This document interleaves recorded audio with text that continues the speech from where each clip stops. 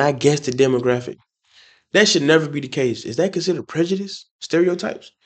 But could it really be a stereotype of prejudice if it's true? Welcome back, my dear viewers.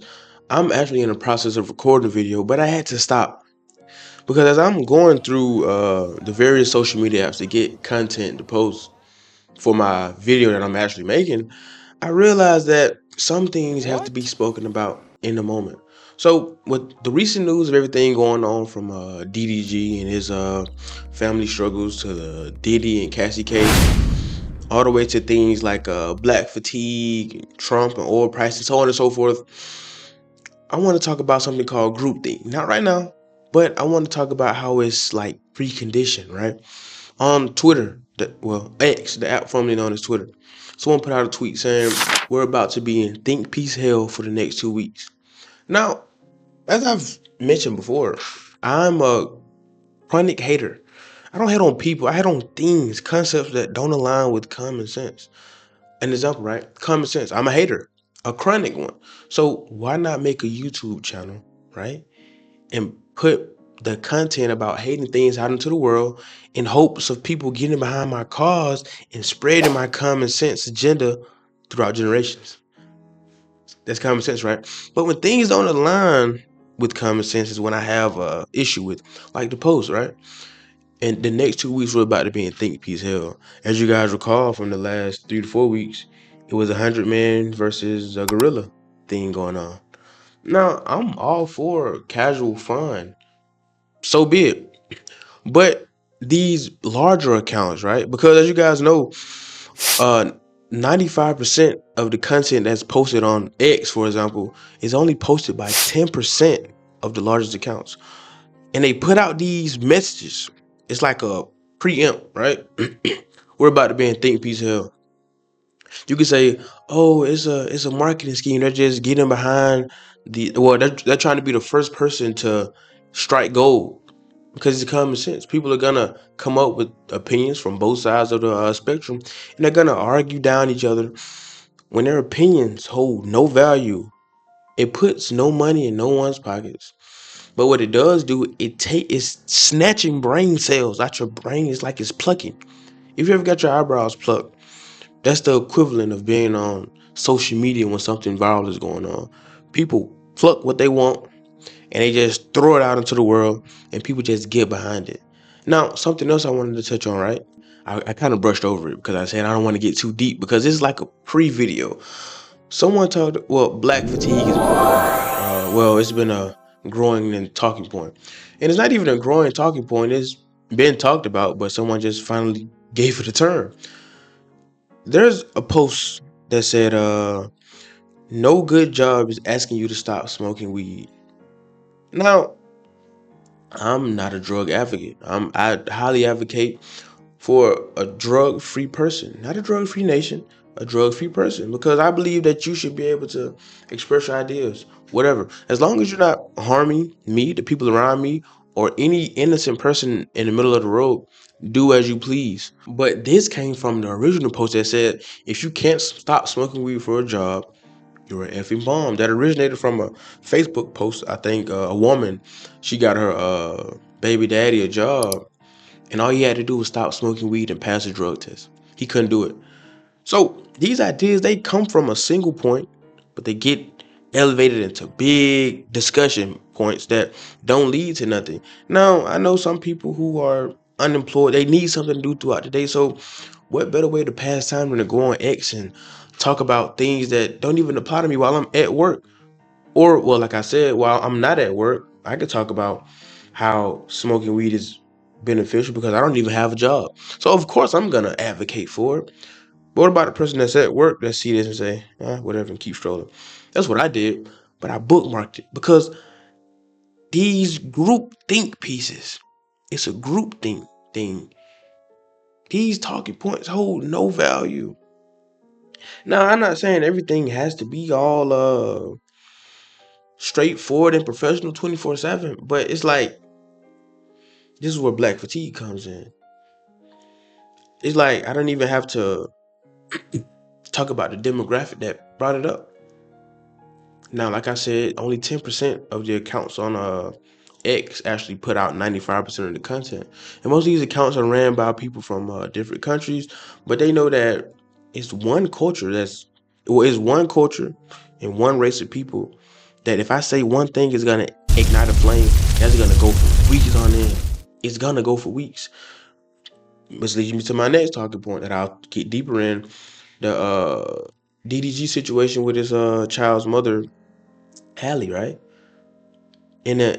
Up under the post, you see people saying he shouldn't have slept with this person, and this is why black men can't be a part of their families because the women always blah blah blah.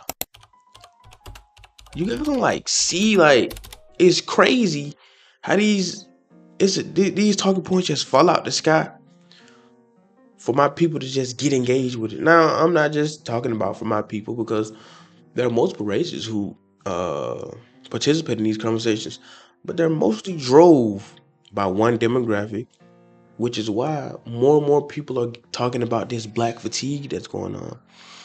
Black fatigue. Now, anytime I see something that doesn't align with what I'm pushing, I simply hit not interested, not interested, not interested. Why am I hitting not interested so much on the same post over and over and over again? Because for the longest time, I thought, well, maybe I'm saying this because I click on it. I'm saying this because I stay on it and I read it, then I keep scrolling. Maybe the algorithm thinks that I want this to be a part of my life. But what the algorithm is doing is giving me content to talk about. Because the algorithm knows that I'm a hater.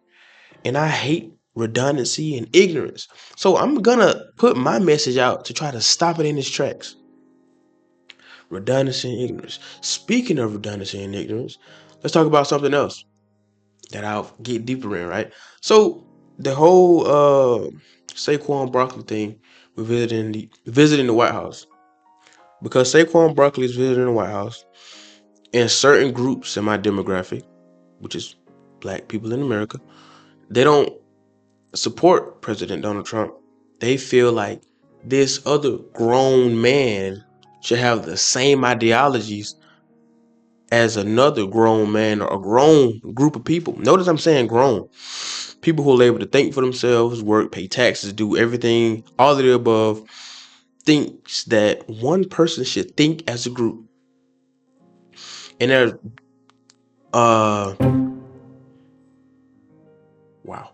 they're putting out racist innuendos and trying to say he's not like us, as Kendrick Lamar would say. That's not weird. That's the black fatigue that everybody's talking about right now. And no, my message in the next video is not about black fatigue. This is just like a message because everything I'm talking about falls up under that umbrella. That's a large talking point right now. The next thing, right?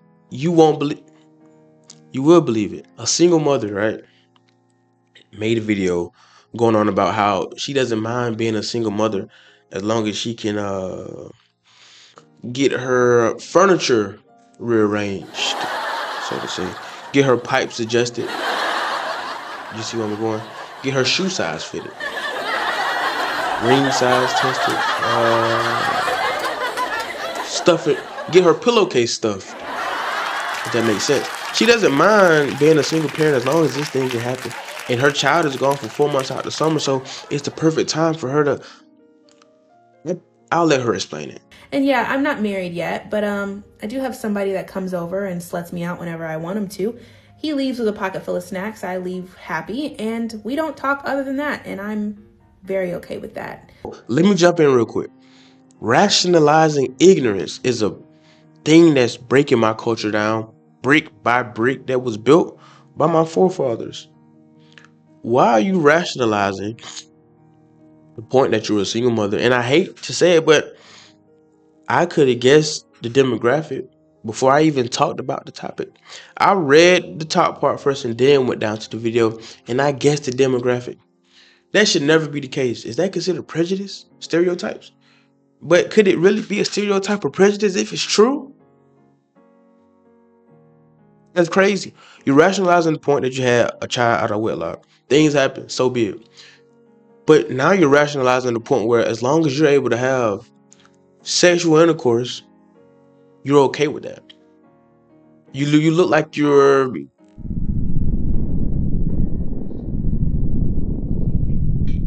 late 20s, early 30s.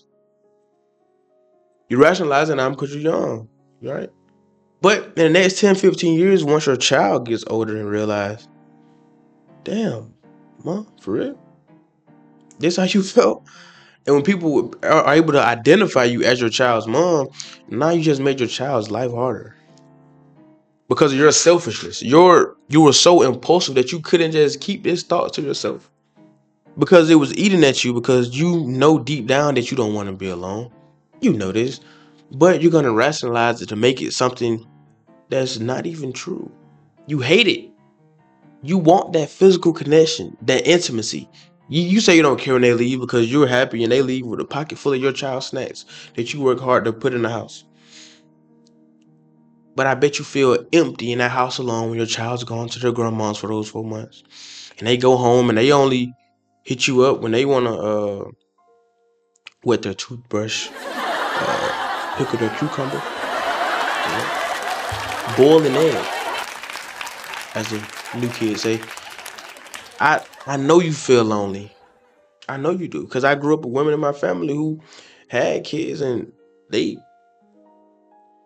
talk about it. It's lonely. You want that physical intimacy. That the physical touch of another human being is something that can't be underestimated. And we're social creatures. So everything you're saying, you just rationalizing ignorance to make it suit your situation, which is what we do as humans. We take the easiest path to the fastest answer. But yeah, I don't want to get too deep. This is just a preview to the video that I'm currently working on. So stay tuned for that. But let me know what your thoughts are about these situations that are currently going on. More importantly, what's your thoughts on black fatigue? I know it's a talking point right now, and I'm not following the trends. Just saying, like, what's your thoughts on it? I actually did a video talking about things that are tearing down black culture. Click on it. It's up here somewhere. But that's it for now, guys. Don't forget to like, subscribe, and comment. But stay tuned. I'll be back. Peace.